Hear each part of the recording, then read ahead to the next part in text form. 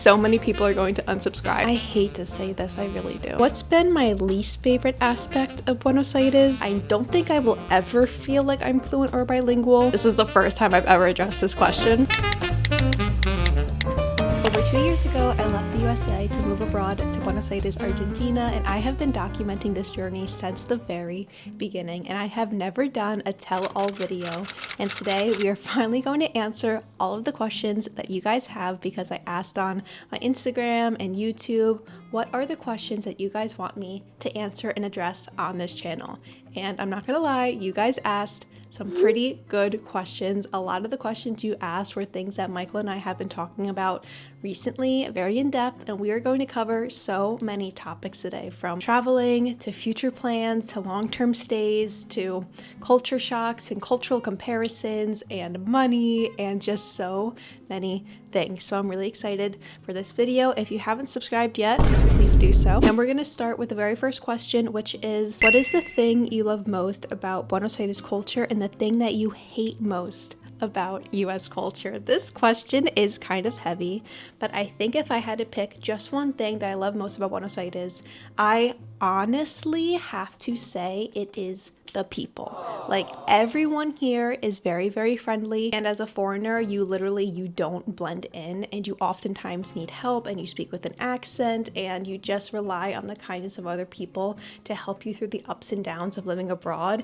And we all know that the people of Buenos Aires and Argentina are known for being very, very kind, and the kindness that I have been shown here, from just daily activities to like really, really, really important things in my life here, like, I cannot express how much I love the people here, you guys included. And the thing that I hate the most about US culture is the productivity, grind set, mindset, culture. Like, the work-life balance is ridiculous. Like, working more than 40 hours a week, bringing work home, not prioritizing any sort of relationships, being burned out, feeling like you need a side hustle, or literally needing a side hustle. So many people in the US, and yes, I know around the world too, have more than one job. Like, one job is not enough, or they feel like they have to grind and keep up with this fast-paced moving culture. And that is the thing I dislike the most about the US, because I was working professionally for a few years, and that ate up like my whole soul. It wasn't that I didn't like my job, it was just like stepping into the professional work life for the very first time. You don't realize how much it is consuming like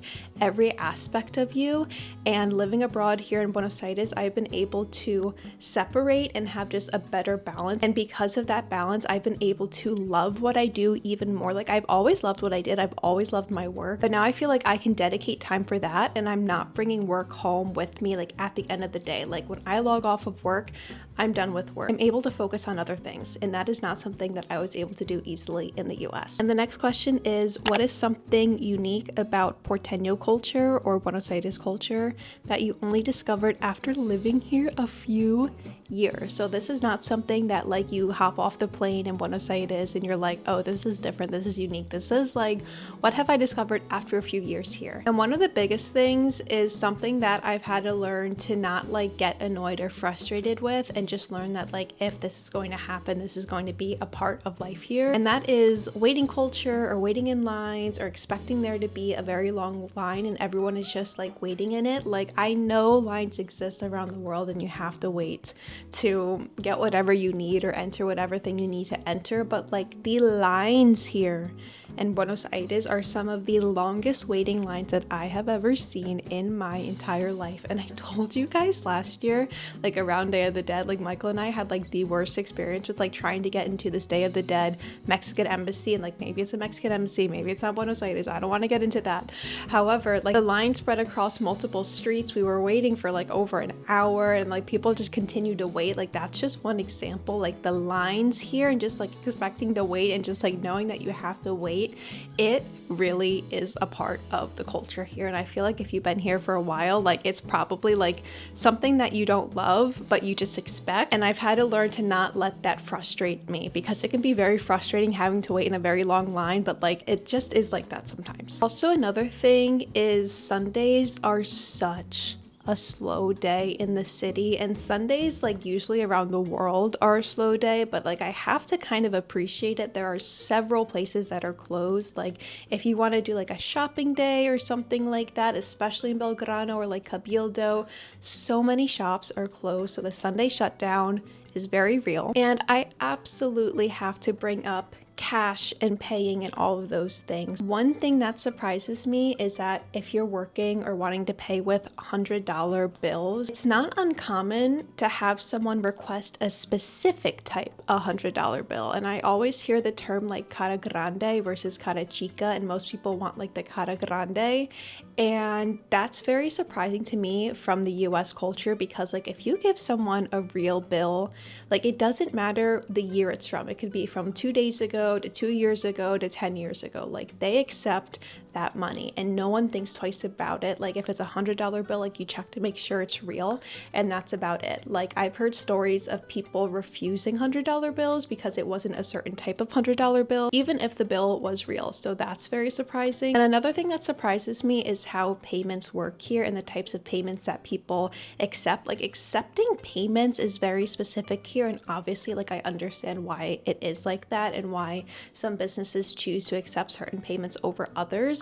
However, though, like what confuses me is that when I want to pay with a card, like let's say I want to pay with the debit card and I can give them all the money at once, or I could pay with a credit card and I could give them all the money at once, they will still refuse that card at times because they prefer the QR transfer or efectivo or cash. And for me, it's like in my mind, I'm like, I could just give you this right now. Like you have the card reader there. I see it. You can accept this money. I won't do a payment plan. I never do quotas. I'll give you it all right now. It'll be in your bank account. I promise. Like it will be there. But many places still will not accept debit cards. It'll be cash only or a QR transfer. And I know this question asked for one thing, but to give another one, and I don't think this is again specific to Buenos Aires, like maybe it's more like Argentina or like Latin America, South America, but WhatsApp here is so big.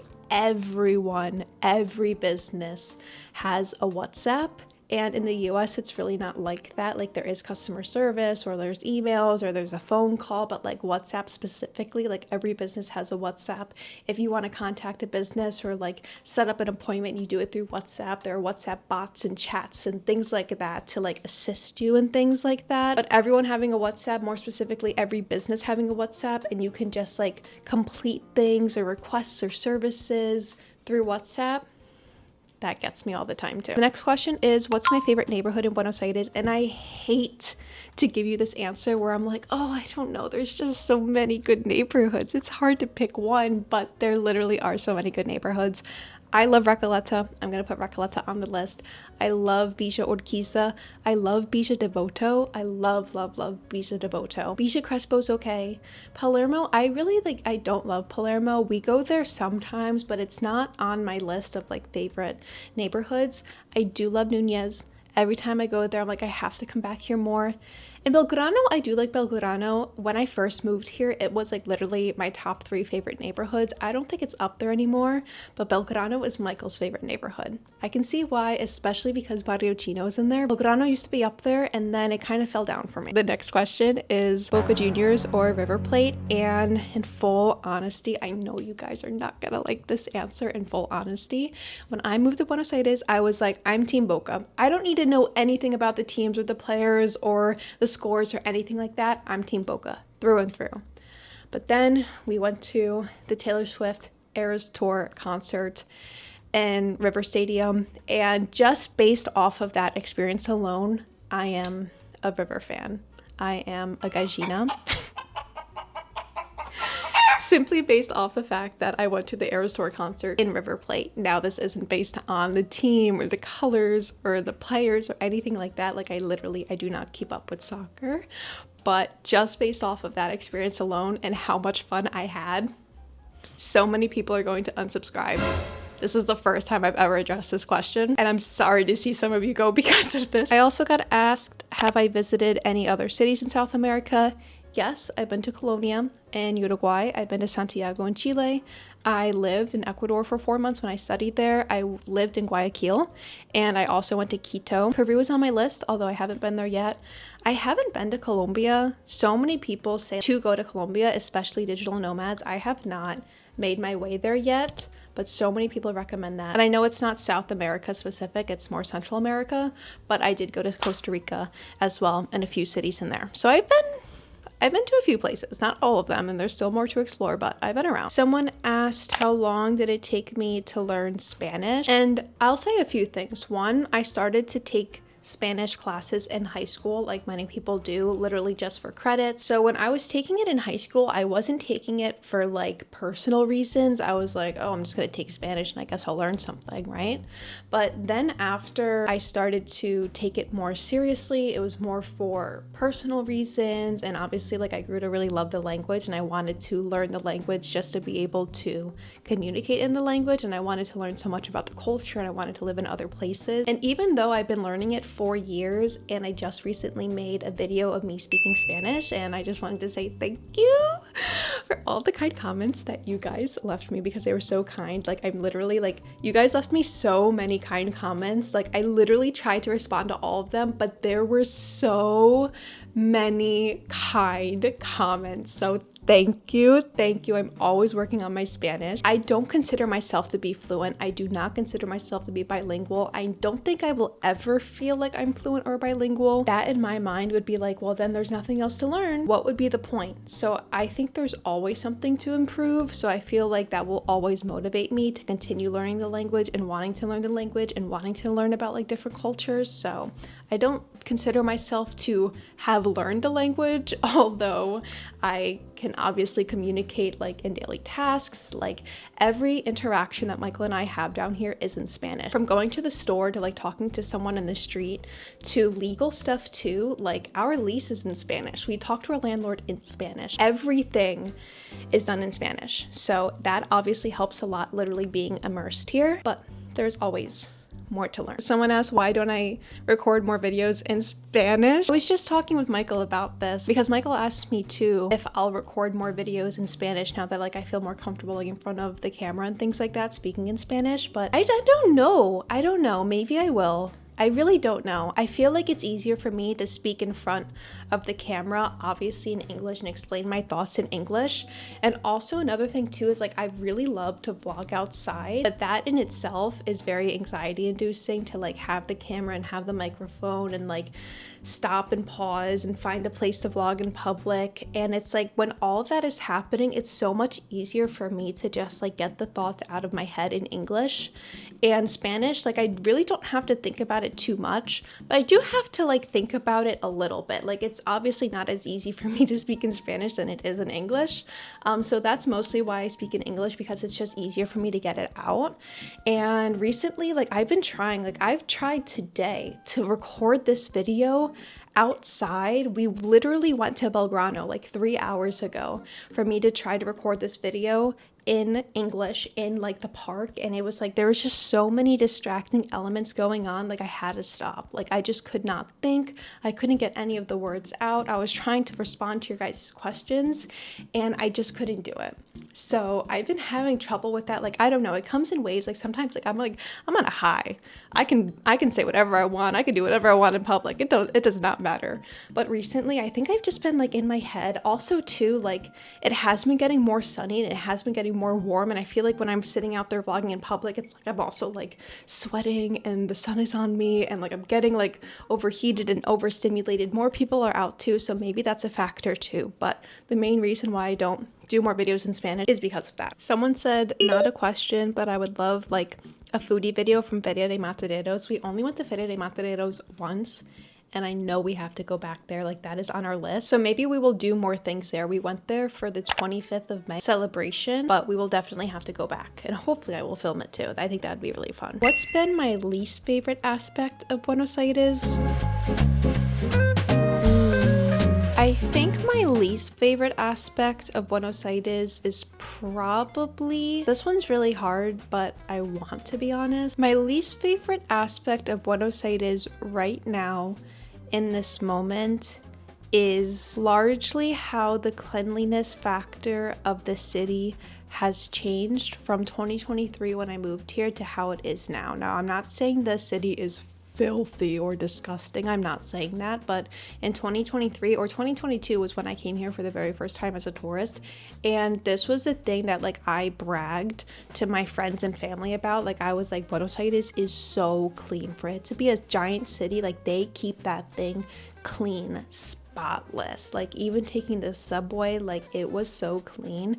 And this was coming from someone from New York, where New York isn't known to be the cleanest city, especially with the rats. But it was something that like was so mind-opening to me, because I'm like, wow, like it is possible to have a giant city and keep it clean. Like that was something that really drove me to wanting to be here, because I admired that so much. And now a few years later, it's not something that I'm bragging about. It's not something on my list of my favorite things about Buenos Aires. It has changed a lot. And I would say if I had to say one thing, what's my least favorite thing, it would probably be that. Another question was, according to my experience, are the snacks more salty in the USA or here in Argentina? The snacks in the USA, everything in the USA has so much more salt than it does here in Buenos Aires. I will tell you, I went to the USA for the very first time after 2 years of literally not even stepping foot in that country for 2 years. And within my first few days, all I tasted from the food was the salt. Like I would eat something and I would just immediately taste the salt. It was so much to the point where like I felt like I was getting nauseous. Like I could not eat that food. And that's very interesting, because when Michael and I moved down here, we were salting up our food. Like any food item that we would get, we were like, it needs salt. We need to add more salt on this. And we would just add on so much salt. And that led us to learning about like salt on the table. Like if you go to a restaurant, like you couldn't just leave salt on the table. Like that was considered illegal. So we would always have to ask for the salt, because we just felt like everything needed so much more salt. Now, a few years later, we are not like that. Like we don't really ask for salt anymore, except if we're eating like French fries. Like French fries, I do not care. They need to have like a pound of salt on them. That is just my own personal hot take. But that's very interesting that someone asked me that, because I just had that like reverse culture shock a few months ago. Someone asked, was I in Argentina when it was like very cheap, or did I arrive in 2024? I was a tourist here, experiencing Buenos Aires for the very first time in 2022. I spent July of 2022 and August of 2022 here, and I love the city so much that I went home in September of 2022. I had to complete my last work contract. I had a work contract in New York that I had already signed my name on. I obviously had to fulfill that responsibility. Michael and I spent those 10 months on my last work contract, gutting out our house and preparing for this big international move. We moved here in July or June of 2023. And that, you know, in the digital nomad community specifically, everyone says it was like the best time to be here because the prices were very, very affordable if you were earning in USD. Now things are different. And that leads me to my next question, which is, how do the high prices affect your life? Is it true that now there are less foreigners living in Buenos Aires, I'm assuming? I'll say one thing, that like I do not come from a family where like lavish extra things and like a lavish lifestyle with like all of these extra things and spendings and like eating out when I was younger. Like I do not come from that type of family. Michael doesn't either. However, though, I think because of that, I have always been extremely money conscious. I've been extremely like budget on the brain all the time. And because of that, so many of you guys have left me comments like, girl, you budget too much, or you don't spend enough money, or you're too stingy with your money, or things like that. Like you may not believe some of the times when I'm like, people say this, but people literally have left me comments like this. And that is just like kind of how I was raised. So I have always been very money conscious and like sticking to a budget. And I'm always like I've talked about this on this channel a lot. If something is like a touristy price, I'm likely not going to spend my money on that because I don't want to support that. Like I've talked about this with the choripan hundreds of times. I'm like, I'm not spending 15,000 pesos on a chori. I'm just not. I'm literally just not. So the biggest thing it has done for me is made me care more about like where I want to spend my money, because before it used to be like, oh, like if I just wanted to try something to try it, and if it wasn't that great, like it's okay, it wasn't like that much.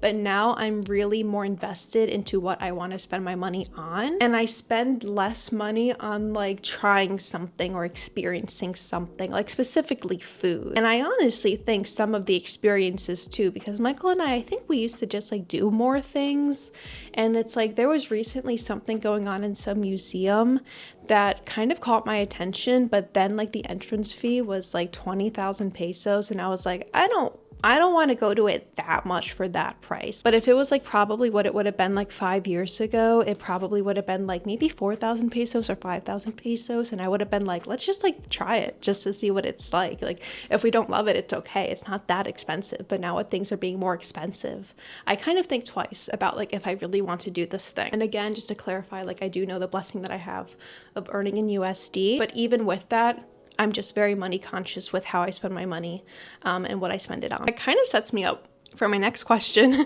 which is less of a question, but someone just said work. And I do a few things. One is I teach.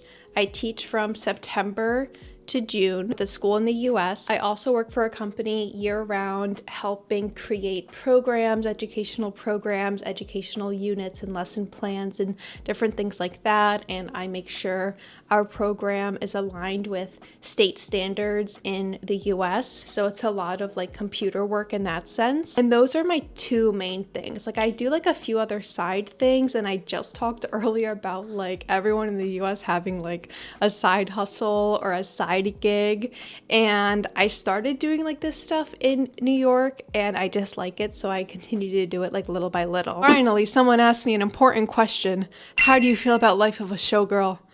There have been so many mixed reviews about this online. I personally, from the beginning, from the very first listen, I loved the album. I love the album. I still have it on repeat. So many people do not like this album, but I feel like after a few weeks, it's catching on. But I really, really, really like this album. Opalite is so good. It's so good. It's so good.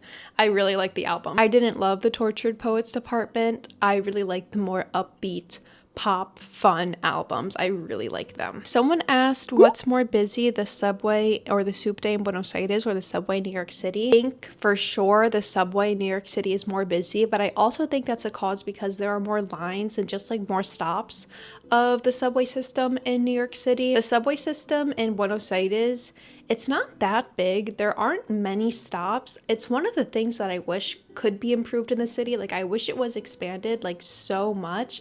I know they're adding line F, but I just feel like if they were to add more lines onto like the subway systems that already exist, I think that would be a huge improvement in itself. So I do believe that the New York City subway system is more busier, but I think it's a result of there being more lines and more people using the subway system in New York City. Here in Buenos Aires, yes, so many people use the subway or the Soup Day here, but I also think more people prefer to use the buses here, where I feel like in New York City, people tend to gravitate towards the subways, but here I feel like it's almost 50-50. People like to use the buses or they like to use the subway. It's kind of just dependent on where you live, and I think it's a result of the subway system here not being as big, so you may not even be close to a subway stop, so you may just have to use the buses. So New York City, I think, is definitely bigger and busier. Someone asked, am I here on a work visa? I am not. When I first started documenting my journey here, I talked a lot about my visa situation because originally I thought my videos would only reach people who were interested moving to Buenos Aires, specifically from the US, and I thought that what I put out there would help people moving.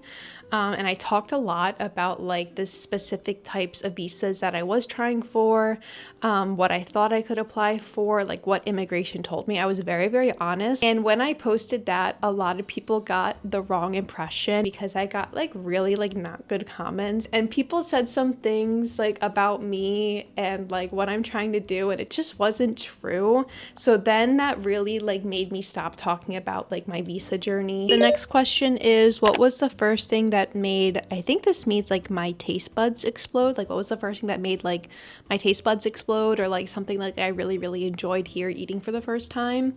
And I will have to say, one, Media Lunas, that has always been there from the jump. But two, when I started to like dulce de leche, like I really started to like dulce de leche, because I feel like so many people from the US coming here for the very first time, they have it and they're like, it's okay, like it's like caramel and we don't really eat caramel in the US. But when you live here for a little bit and you like have more alfajores, you have more dulce de leche, you're like, whoa. You realize that it's very different. And for me, like I started to crave dulce de leche, and I never thought in my life that I would want to just like have a spoonful of dulce de leche. I never thought in my life that I would want to eat ice cream with dulce de leche in it. Like I never ever ate caramel like in the US, so I didn't think like this would be something that I would be like wanting and craving. But I eat alfajores weekly. I love having like the cookies and cream dulce de leche ice cream. Like I've learned to appreciate that so much, and it's just so interesting how ingrained it is with like so many different foods here. So when I started to like dulce de leche and love dulce de leche, that clicked something in my brain. So if you've come here for the very first time and like dulce de leche didn't like blow your mind, give it a few more tries. Like try to eat a little bit more, especially if you like have a sweet tooth and you love a sweet treat. Give it a few more tries and then form your opinion. Another question, which is kind of related to like the past visa question, is when are you going to have a DNI Argentino but for foreigners? There are different types of visas, and there are different types of visas that will give you a DNI. Like just because you are here legally, it does not automatically mean that you get a DNI. And I think this is a huge misconception, that people think like just because you have a visa, it automatically means that you get a DNI, and it is not the case. So the visa that I do have, it does not give me a DNI. And for me, like I'm okay with this. I'm obviously able to like pay bills and rents and buy things and like use all of these things like without needing a DNI. The DNI is not like the ultimate deciding factor for me.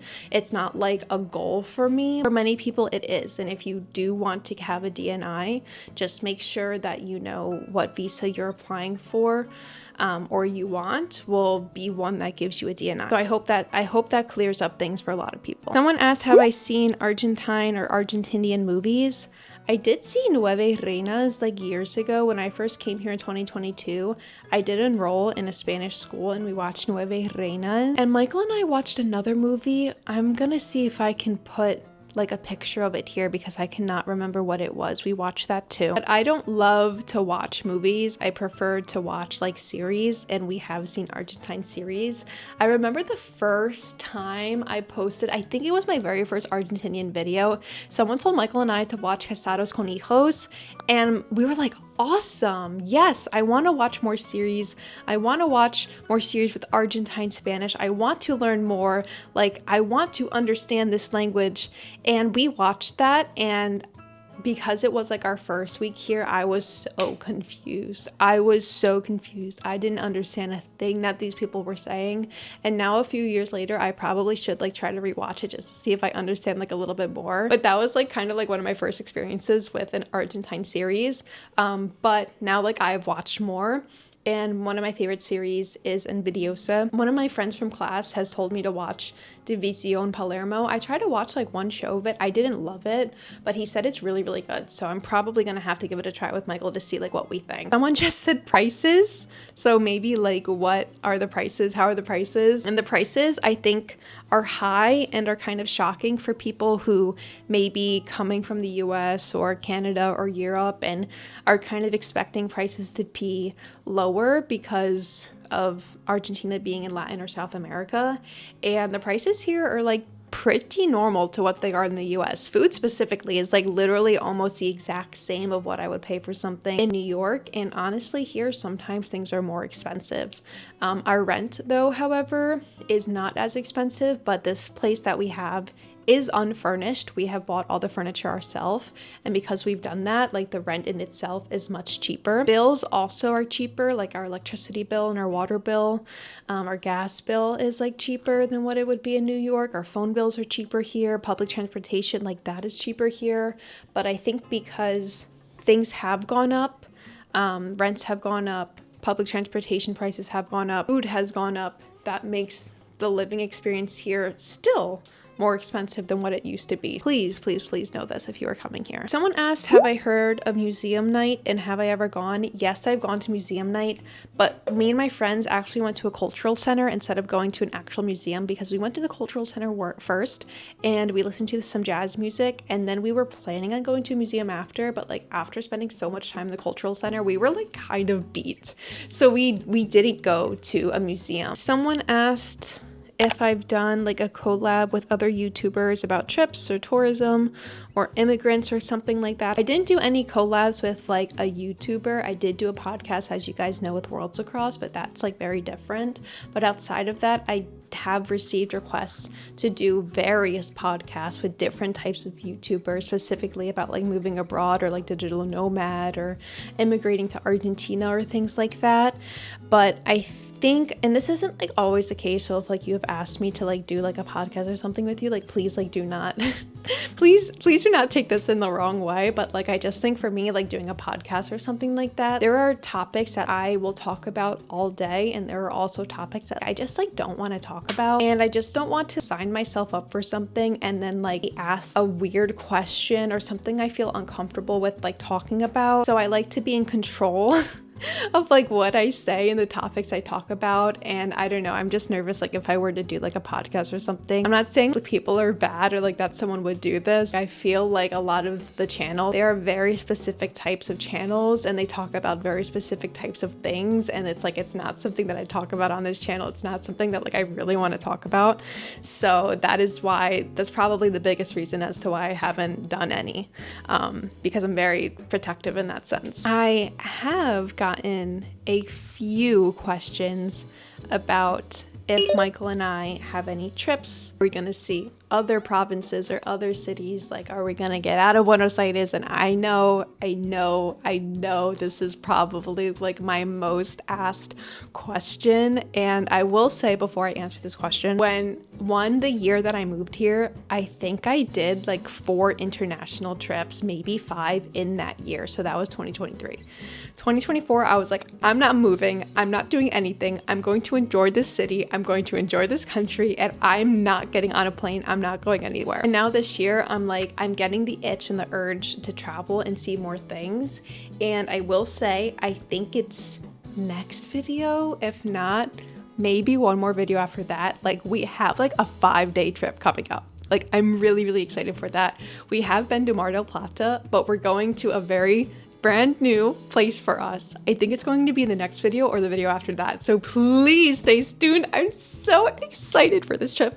I'm so excited. I'm so excited for this trip. However, though, another thing that like kind of took us a long time to get comfortable with was the idea of leaving Max with someone, because Max is our dog.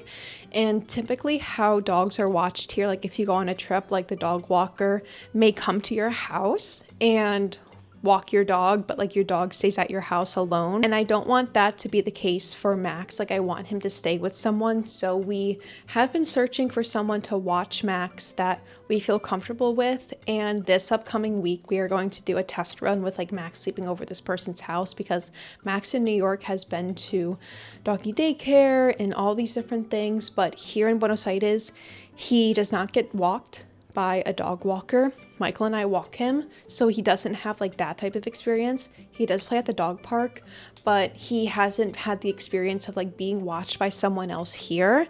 So I just want to make sure, you know, I'm a helicopter mom when it comes to my fur baby, that it's good and I feel comfortable. And I feel like we finally found someone that we feel really comfortable with. We're gonna give it a test, and if everything goes well, we are going on our trip.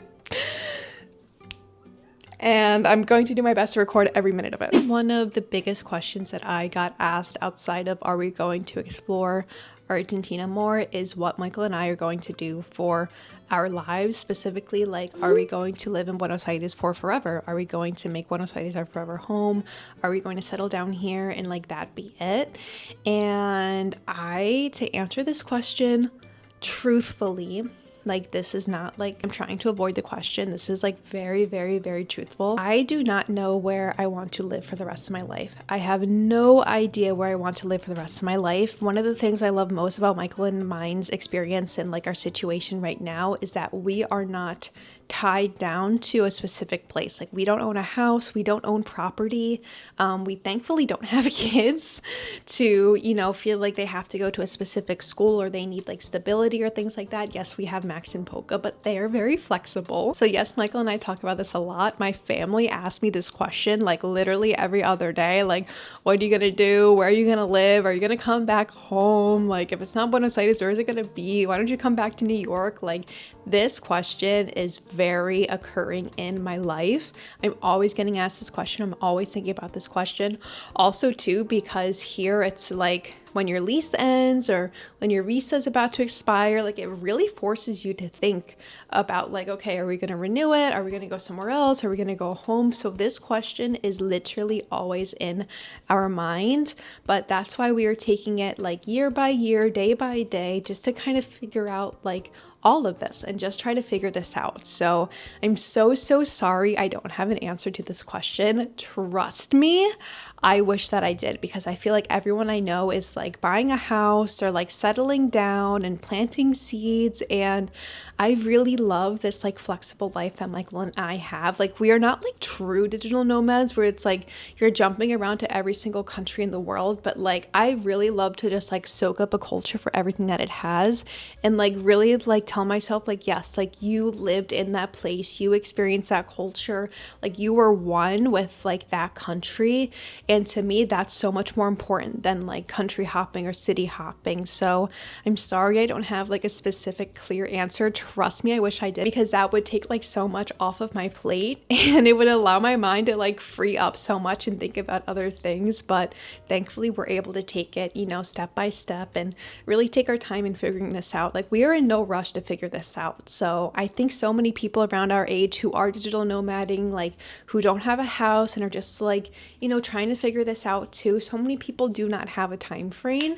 And I know that's very untraditional, but thankfully we have so much flexibility in trying to figure this out. So hey, when I know, I'll let you guys know. But when is that gonna be? I have no idea.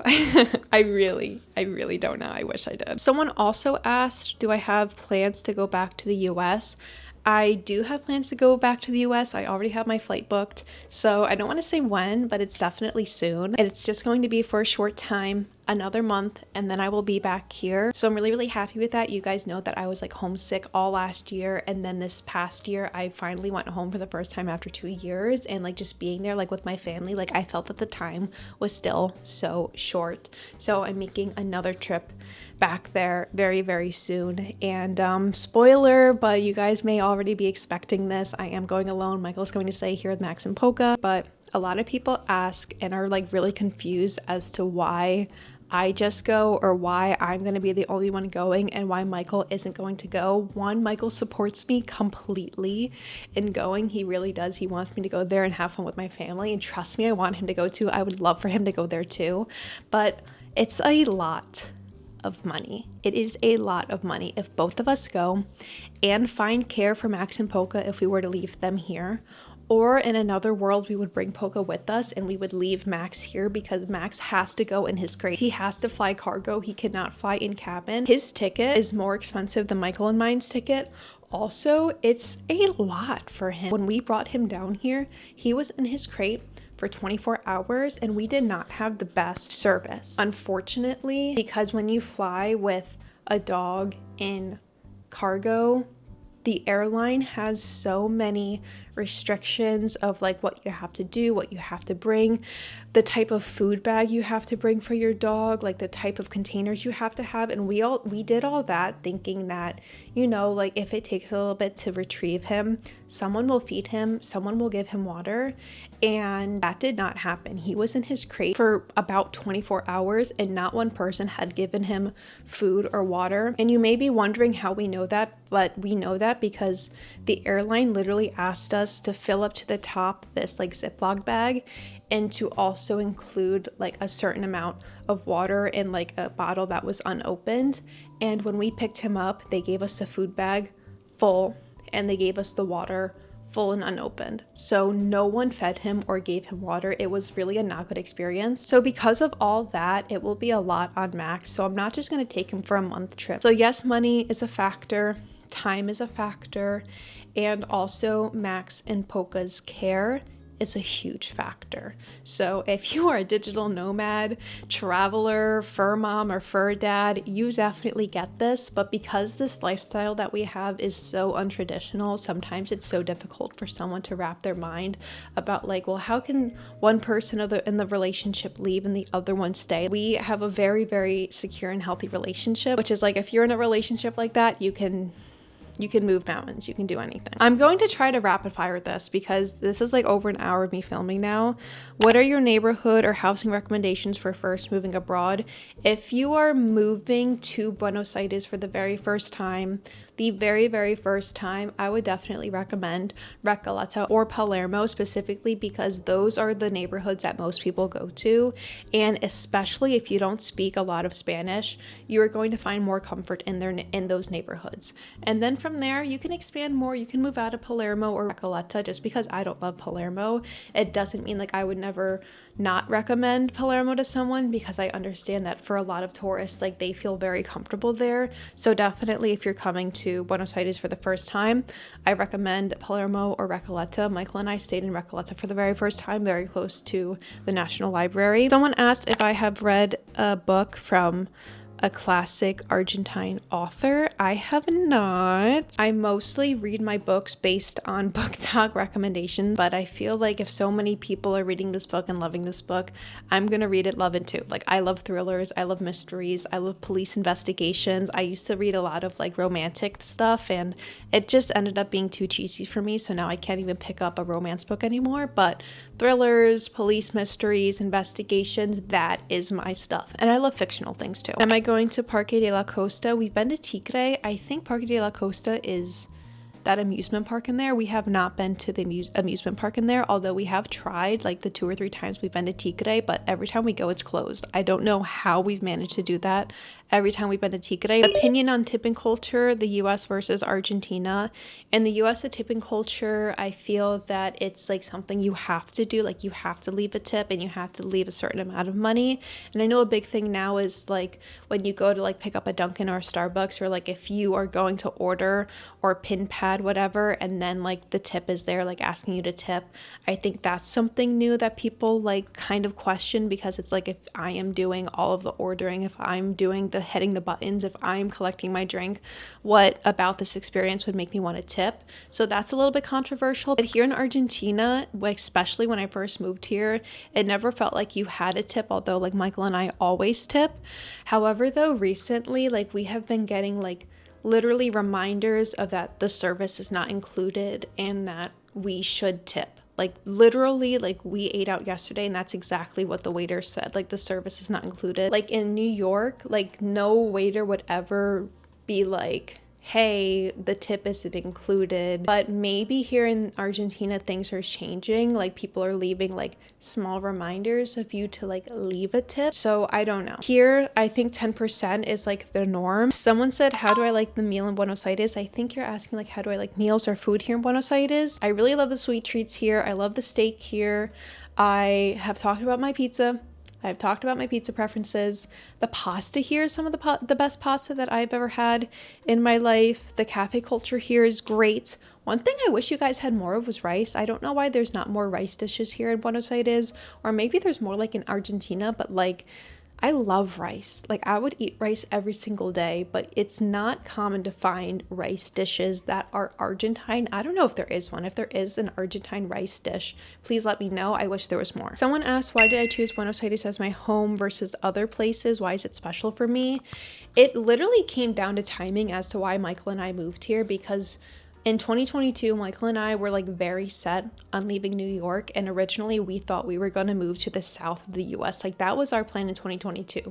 We were going to leave New York in 2023 and we were going to move to the south of the US. And all throughout like our last year in New York, we were going to travel to different cities and states in the south of the US. But before we started to like have this realization of like we were tired of New York and we wanted to leave, we had a trip booked to Buenos Aires, and we came to Buenos Aires and we loved it here. So we thought, well, instead of wasting our time and our money exploring all of these different places in the south of the US, why don't we just move to Buenos Aires? And that's exactly what we did. So for us initially, it was like a timing thing. Like it just worked out that way. We were very happy with Buenos Aires. We wanted to be here more. We wanted to move here, so we did.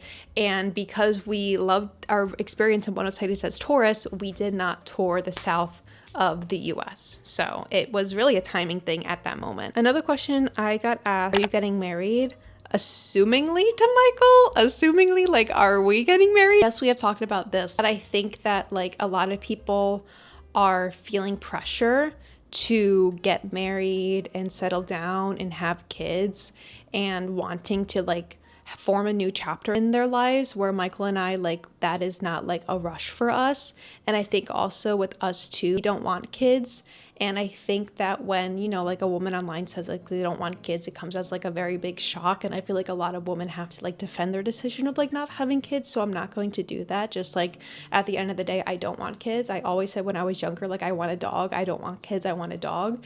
And that's exactly what I have. Plus my beautiful daughter, Polka, who is the queen of the house, which is so funny when so many of you guys say like Polka is the queen of the channel. Polka is the queen of the house, because yes, Polka is the queen of this house. Polka is the queen of this channel, and we all know that. So I think like a lot of the things you see online, and it can be really hard to like not get in your head and not like compare your situation with someone else's situation online. And I know no one is asking for advice, but in case like you were looking for advice, please do not compare your specific circumstances or your experiences with someone else's online. And please do not convince yourself that you need something just because you see all of your friends online getting something. Like we see all of our friends, like random people like from high school getting engaged or having kids or getting married and buying a house or doing whatever. But at the end of the day, Michael and I are very, very happy with this life that we have for us, that works for us. So what works for you in your relationship, keep it going. I know no one asked for any advice, but in case you were looking for it, maybe it's helpful. I don't think I've ever been this honest on the internet publicly. I've talked about lots of things on YouTube over the few years that I've been documenting my journey here.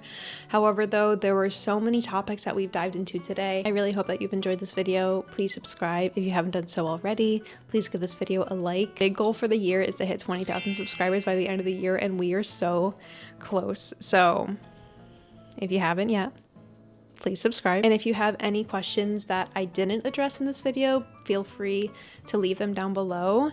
I really do my best to respond to all of your guys' questions and your comments. And Michael sometimes also pops in there too, so you may see him in the comment section below. But thank you again. Thanks for always supporting us. I hope you've enjoyed this video, and I will see you in the next one.